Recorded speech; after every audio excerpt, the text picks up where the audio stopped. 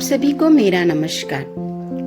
भारत का लोकतंत्र अपनी विविधता और संस्कृति की तरह ही अद्वितीय है और इस लोकतंत्र की बागडोर संभालने वाले हमारे राष्ट्रपति भारत के गौरव और समर्पण के प्रतीक हैं। जहां हम भारत के इतिहास के पन्नों को पलटकर उन महान नेताओं की कहानियां आपके समक्ष लाएंगे जिन्होंने भारत के सर्वोच्च पद को नई ऊंचाई तक पहुंचाया है।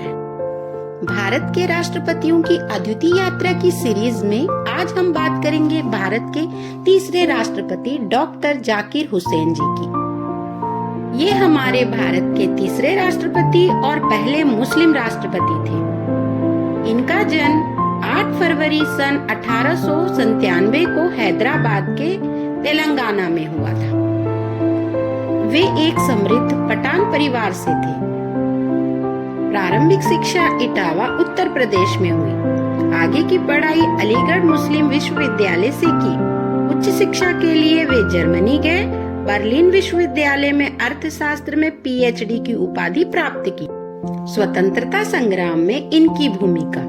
वे महात्मा गांधी के विचारों से प्रेरित थे और भारतीय स्वतंत्रता आंदोलन में सक्रिय रूप से भाग लिया।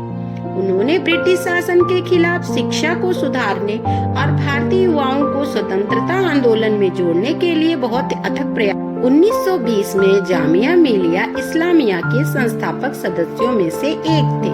उन्होंने अलीगढ़ से दिल्ली स्थानांतरित करने और एक प्रतिष्ठित विश्वविद्यालय बनाने में अहम भूमिका निभाई। वे अलीगढ़ मुस्लिम विश्वविद्यालय के कुलपति भी रहे। वे 1957 से लेकर 1962 तक भारत के दूसरे उपराष्ट्रपति रहे एवं 13 मई 1968 को भारत के तीसरे राष्ट्रपति बने। वे पहले राष्ट्रपति थे जिन्होंने चुनाव के माध्यम से पद को ग्रहण किया। उनका कार्यकाल 3 मई 1969 तक चला। राष्ट्रपति के पद पर रहते हुए 3 मई सन 1969 को उनका निधन हो गया। वे अपने कार्यकाल के दौरान मृत्यु को प्राप्त करने वाले पहले राष्ट्रपति थे। इनकी मृत्यु के बाद उपराष्ट्रपति वी गिरी ने कार्यवाहक राष्ट्रपति का पदभार संभाला। वे शिक्षा को समाज के हर वर्ग तक पहुंचाने के लिए प्रबल समर्थक थे।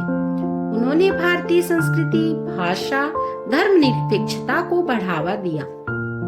उनके योगदान को देखते हुए 1963 में भारत रत्न से उन्हें सम्मानित किया गया। वे सादगी और ईमानदारी के प्रतीक माने जाते हैं। उनका मानना था शिक्षा के माध्यम से ही समाज को बदलकर प्रगति की राह पर ले जाया जा सकता है। ऐसे महान शख्सियत को हमारा कोटि कोटि नमन। इसी के साथ जय हिंद, जय भारत, जय छत्तीसगढ़।